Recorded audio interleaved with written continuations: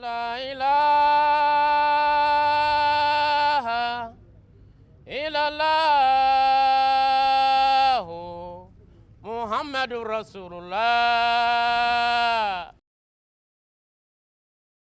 Assalamu alaikum wa rahmatullahi ta'ala barakatuhu. Dear viewers, welcome to another episode of the journey to Islam Ahmadiyya. I am your host Dibba for this program, and in this program we will be discussing with individuals who have accepted and joined the fold of Ahmadiyya. And in today's edition we have a senior member of the Ahmadiyya Muslim community, Alhaji Sekou Omar Dibba, who is also the Naib Amir Thani of the Ahmadiyya Muslim Jamaat, the Gambia. Naib Amir Sahib, you are welcome to our program. Thank you, Ustaz Ba. I'm delighted to be part of this program, and I thank you for giving me that privilege. It's a pleasure indeed. Mr. Dibba, we will be looking into some aspect that is your introduction, your coming across the message of Ahmadiyya, some of the challenges you had after accepting Ahmadiyya, and the spirituality as well, and any faith-inspiring incidents. We will be looking into all those aspects. But first of all, we would like you to introduce yourself to our viewers, your family background, and then... Okay.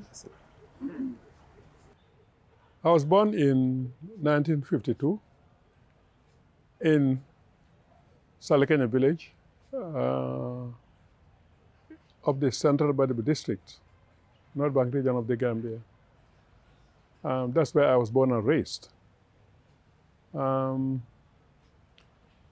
Of course, at the age of 7 or thereabout, I enrolled in the local the open Quranic school.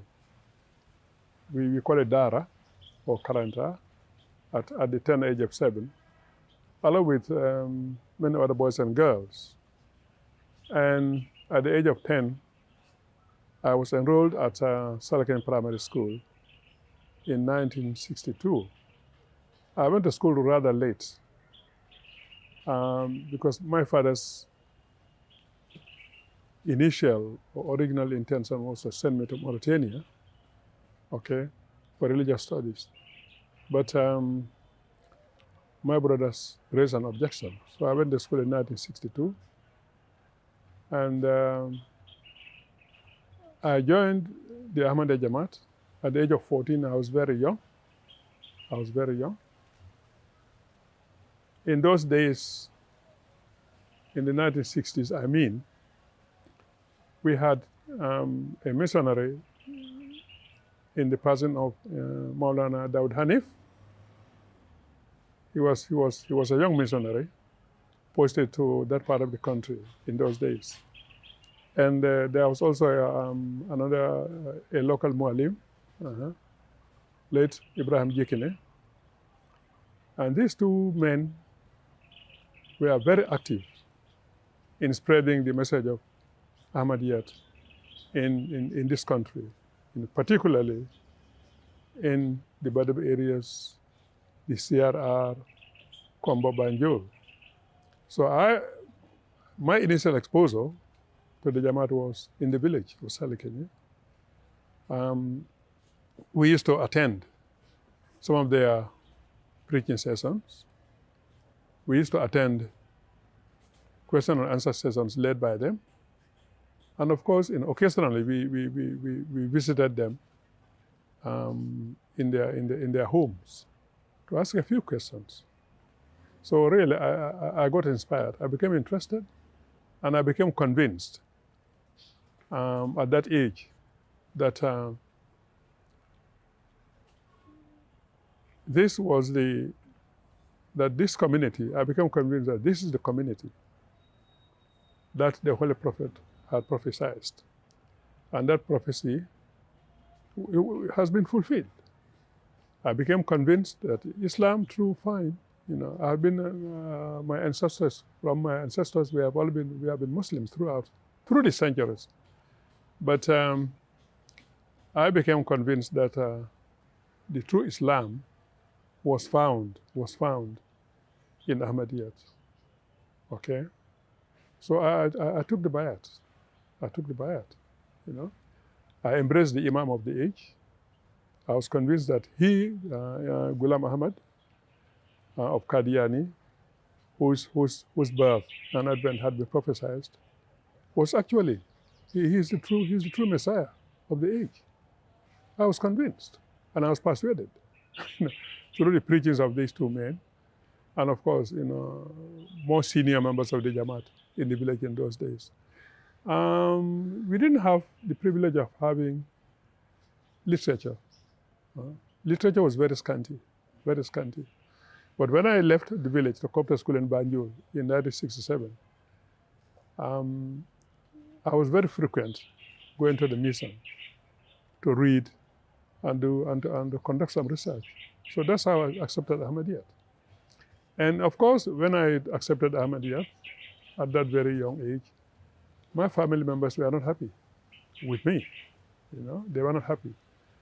Although, frankly, I didn't face much hostility, much persecution, no, frankly. Because I remember my father, asking me a few times, are you really an Ahmadi? And I said, yes, I am. Then he explained, why? Why are you turning your back on me, and mainstream Islam? And I said, no, I'm not turning my back on mainstream Islam. No, am I turning my back on you? Okay? I've been privileged to have messages on Ahmadiyyat and the founder of the community. So I'm convinced that the Imam of the age had appeared, okay? He had appeared, and that he is the true representative of Holy Prophet Muhammad sallallahu alaihi wasallam, and that he was a Khalifa, and that he was a prophet. So that's why I've decided to join them. Then, he laughed over it. Okay. He said, okay, well, then he said, look, I'm not an Ahmadiyya. I said, yes, Dad, I know you're not an Ahmadiyya, but I am. We are two different persons, Never will I sever my relationship with you. You are my dad, He was a very close friend of mine. My dad was a very close friend of mine. He loved me so much. So he didn't cause any troubles. Nor did my mothers. Nobody. Of course, in the town, in the village, there was a lot of hostility and persecution of Ahmadis. But I was saved. I didn't have such experience. Of course, it was not easy to be an Ahmadiyya and to stay on with all the, persecution, the harassment that was prevailing in those days, okay?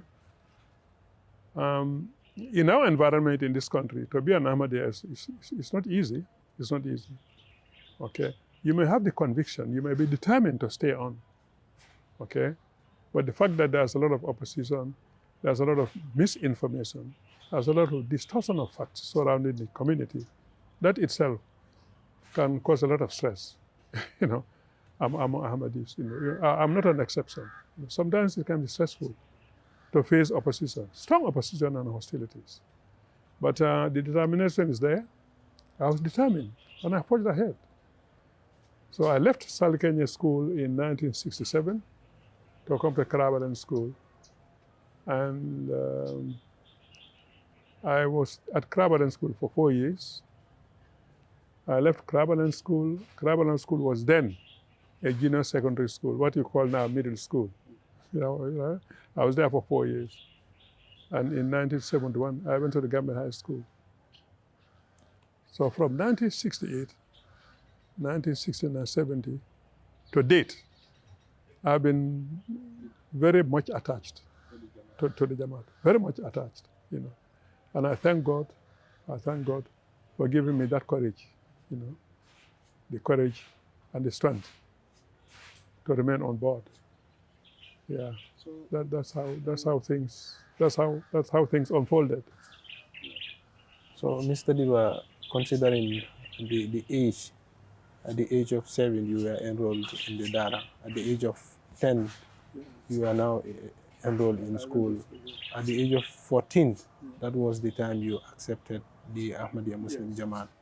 Absolutely. We have seen that there are a lot of challenges sometimes, especially for students who might have accepted the message of the Jamaat. They move from their own hometown to another settlement where they face some challenges. Do you come across any challenges of such? Yeah. At home in Selekenya, no, not much, not much. If there were any, they would have been very minor, you know. Oh yes, and my father had 4 wives. None of them were happy for me being an Ahmadi, but their attitude was not hostile. It was not hostile. Of course, they were not happy, but it was not hostile. Because the attitude was not hostile, I didn't face much persecution. You know, my father took his stance. He told them, okay, this boy is my son. He has chosen to be an Ahmadiyya, so leave him alone. Leave him alone. And that message really saved me a lot of trouble. So when I came to Banjul, my guardian was my brother, you know, Sheriff Mustafa Dibba, you know, a renowned politician, you know, in this country. He was minister, he was vice president. So when I came to Banjul in 1967, he and I had a few conversations, you know. I remember one day he called me upstairs his house and told me, Sekou Omar, you are an Ahmadiyya? I said, you know, that's what they call it. You are an Ahmadiyya. I said, yes, I'm an Ahmadiyya. Oh, it's true. I said, yeah, it is true. I'm an Ahmadiyya. I mean, why have you decided to join Ahmadiyya? I repeated my narration to my father. You know? And he said, okay, but you know, our dad is not Ahmadiyya. I am not Ahmadiyya, and I'm your brother.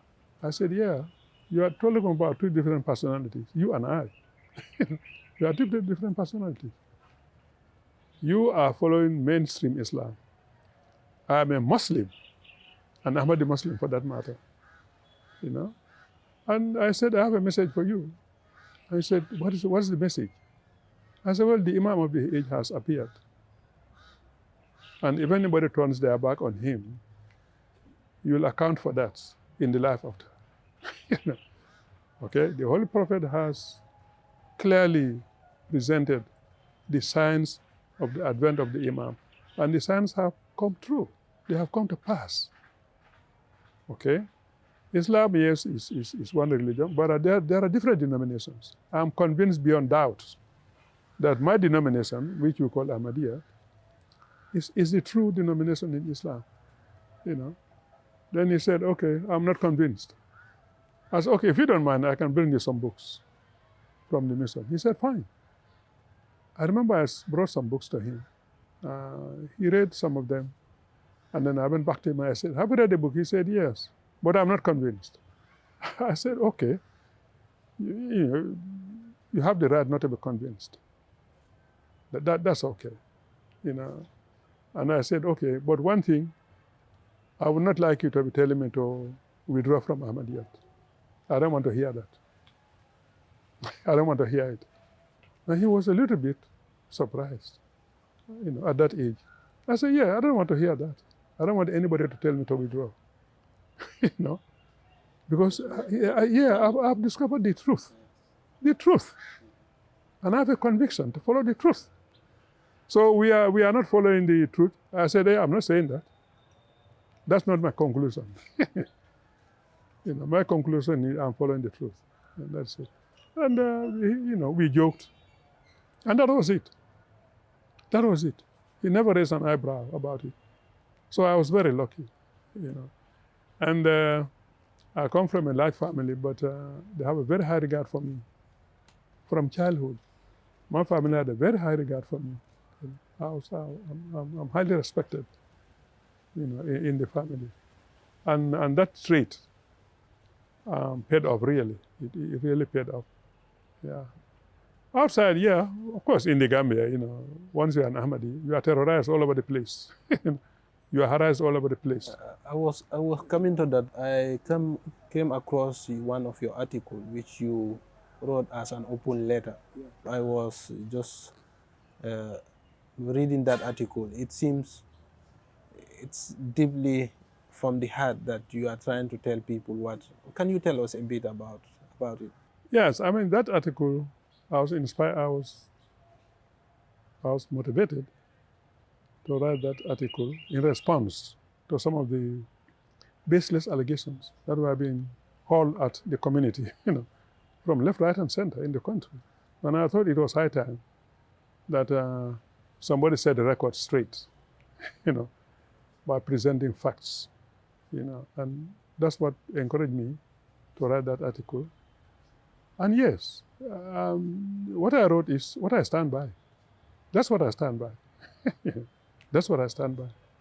What I stand by is that Ahmadiyyat is truth, is true, and that the founder of the community is the Imam of the age whose advent had been prophesied, and the prophecy had been fulfilled, right? And I'm convinced that, yes, the teaching of Ahmadiyyat is consistent with the basic teachings of Islam. Our very philosophy is exactly the same. It's based on the philosophy of Islam, right? Our Khilafat is based on the principle, on the precepts of Khilafat in Islam, right? We are Muslims, we are Muslims, Of course, there are certain, ideological differences, It all boils down to who is Imam Mahdi, all right? And what are the fundamental, differences between mainstream Islam and Ahmadiyyat?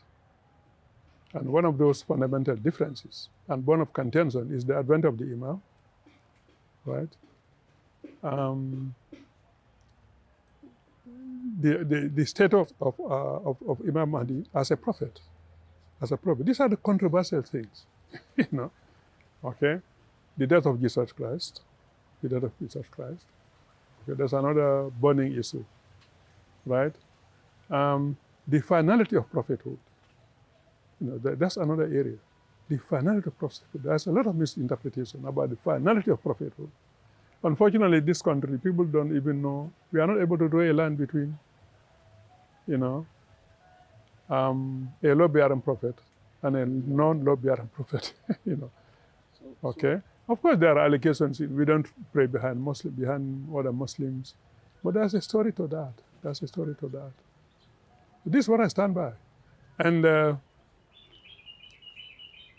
by the grace of God, my children, all my children are Ahmadi. Because a household where you have 100% Ahmadi, can make a whole difference. When you grow in a household or you head a household where people are divided, then you find it very hard to put things together. Yeah, but by the grace of Allah, my children are Ahmadi, and that is boosting my courage. And some of them are missionaries. And some of them are missionaries now. And that is give me a lot of strength. My wives took the bayat, both of them, and I'm so grateful to them. They listen to me, and they listen to other Ahmadis, and they join the jamaat. Yeah. So, Mr. Dibba, still on that article, that open letter to the president, and of course to everyone, it was an open letter. I've seen that it have a kind of put off the talk of the town, because they were just every now and then attacking Ahmadiyyat, and since then it have reduced drastically. So why do you think it was important to write that? It was important to write that because there's misinformation spreading about our community. Misinformation is dangerous. It can throw society into chaos. So it was important to clarify those issues, I felt there was a need to clarify some of the misconceptions and to present the true picture of our sect, It was also important to draw the attention of the authorities to the dangerous situation that is brewing in this country. Mullahs are causing a lot of trouble around the world, Islamic scholars. But it's not a surprise. The Holy Prophet said it, that in the latter days, the scholars will be very arrogant and they'll behave like animals. All right? They will be the worst creatures. And I want the authorities that if they don't take their stance and guard against religious fundamentalism in this country, one day we'll find ourselves in deep trouble. Yeah, Another reason that motivated me to write the article is to give Ahmadis courage. To give Ahmadis courage. To give Ahmadis courage, exactly. Give our members courage, because I know, when you are in an environment where you are faced with persecution and harassment and stigmatization, the chances are very high for you to withdraw, from the community. So that was another motive to encourage Ahmadis, to stay on board. And to present the true teachings of Islam to some of those misguided scholars in the country. We have a lot of scholars in the Gambia, homegrown, and those trained in the Arab world. Okay? They are presenting a very dangerous picture of Ahmadiyya in this country. So it was another reason was for the population to understand that the messages they are receiving from these mullahs is false. It's false. So it was necessary to clarify those issues. It was very necessary, yeah. Mr. Dibba, now we move on to the next level of our program, that is the spiritual aspect of it. We understand that you joined the Ahmadiyya Muslim Jamaat at a very early age, at the age of 14. But then that does not stop you of growing spiritually. How do you tell me? Conviction, yeah. I tell people something. You see, when you have a vision, you have a conviction to pursue, and you are determined, nothing should stop you. You should not waver. You should not waver. I discovered the truth. Okay? So there's nothing that will waver me from pursuing the truth and to stay on board. That's my conviction. That's my conviction. And yes, sometimes I think my closeness to the jamaat has also helped a lot. My closeness to the community, my close interaction with scholars in the community, and some of the prominent people in the community, both male and female. That's another factor. Okay, that's driving me. That's driving me. I do read. Now I don't read much, but I was a voracious reader. In my youthful days, yeah, I could read a book in one day and finish. Believe me, I was a voracious reader. Now I don't read much. And that had helped me a lot, You see, Ustaz, when you discover the truth and you have a conviction in your mind that you are following the path of the truth, if you are genuine to yourself, I don't think you can withdraw. I don't think you can withdraw. No. And that's what's driving me. That's what is driving me. So, yeah, and I have always kept this at the back of my mind, that failure to embrace the Imam of the age can mean something very serious for a Muslim, for a Muslim. And that conviction too is okay. So, Mr. Dibba, we like to discuss on this aspect also.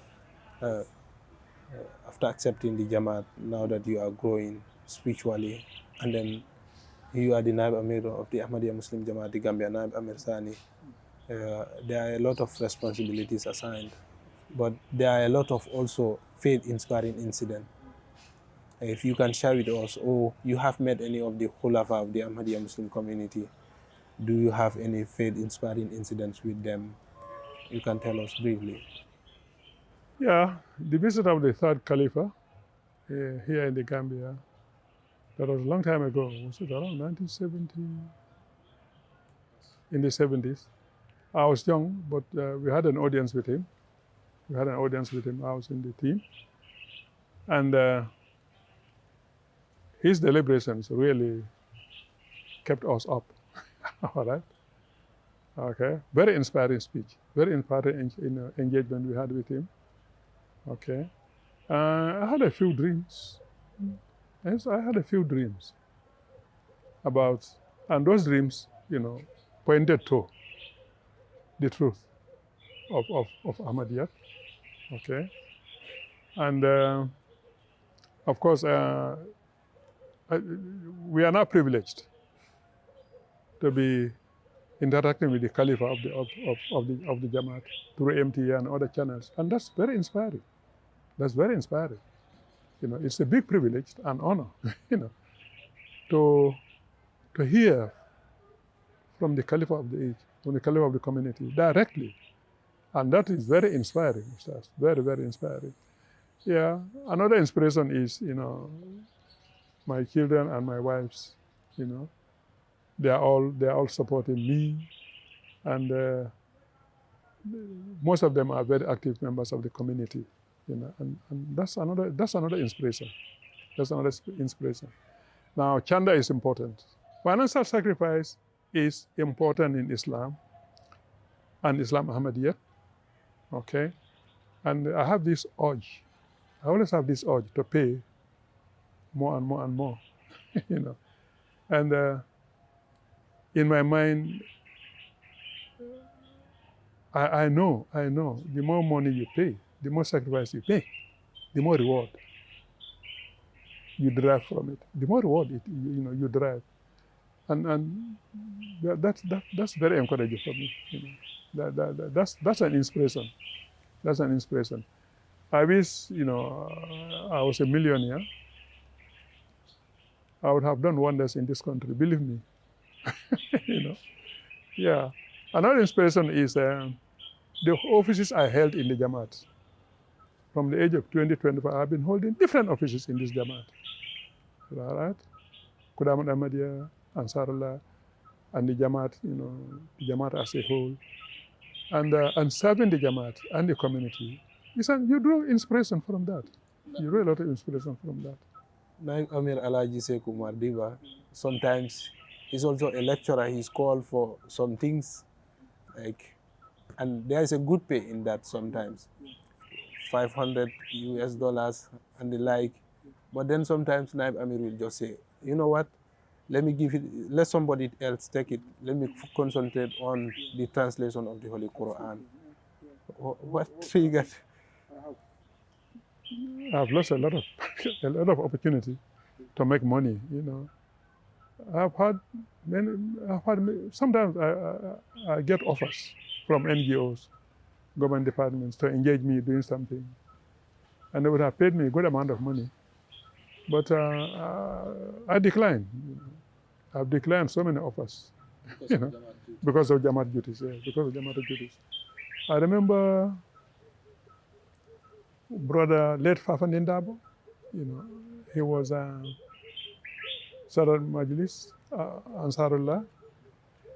When I told him I had a trip to go to Dakar, official trip to go to Dakar, and I told the officers I was not going because the Jalsa was around, When I told Mr. Dabo, I remember this man shedding tears.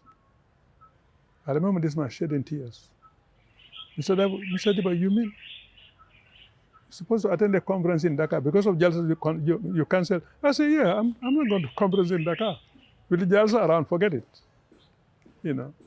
So those are some of the things that really inspire us. I mean, yes, service to the community.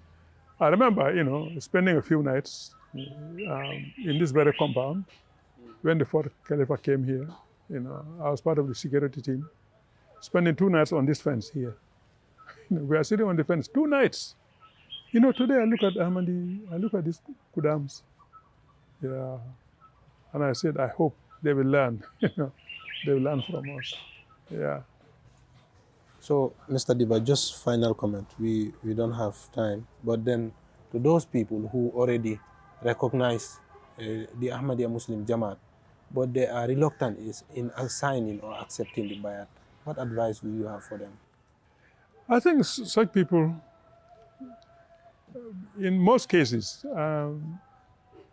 people may recognize and acknowledge the truth of Ahmadiyya, but sometimes they think twice because, let's face it, if you accept the bayat in this country, you face a lot of family problems.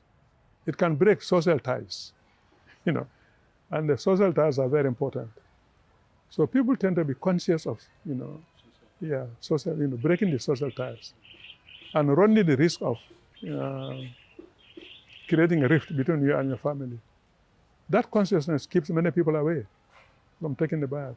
But for me, what I tell them is, look, you cannot serve God and man at the same time. You can't. You have to have one master. You cannot have one master. Yeah. You are convinced Ahmadiyya is truth, but you are reluctant because, you fear that it may affect your social ties and relationships. And I encourage them to take the bayat, okay, and play their cards very well, and maintain equal relationships, with their families, okay, and the rest of community. Because if you recognize the truth of Ahmadiyya and you don't embrace the community, that may cause some problem. Yeah, you may be accountable for that. And that accountability can cause you a lot of problem. Because of that, I think it's better to join the jamaat and play a card as far as the community is concerned. Yeah. Thank you so much, Alhaji Sekou Omar Dibba, the Naib Amir Sani of the Ahmadiyya Muslim community. Thank you for your time, and we really appreciate, and we hope to get you in our subsequent program. Thank you for your time. Dear viewers, from us, MT International, the Gambia Studios, I am your host, Dibba. That brings us an end to this edition, the journey to Islam Ahmadiyya. Until then, be with us, stay with us. Assalamu alaikum wa rahmatullahi wa barakatuh. May the peace and blessings of Allah be upon you all. Thank you. La ilaha illallah Muhammadur Rasulullah. La ilaha illallah Muhammadur Rasulullah.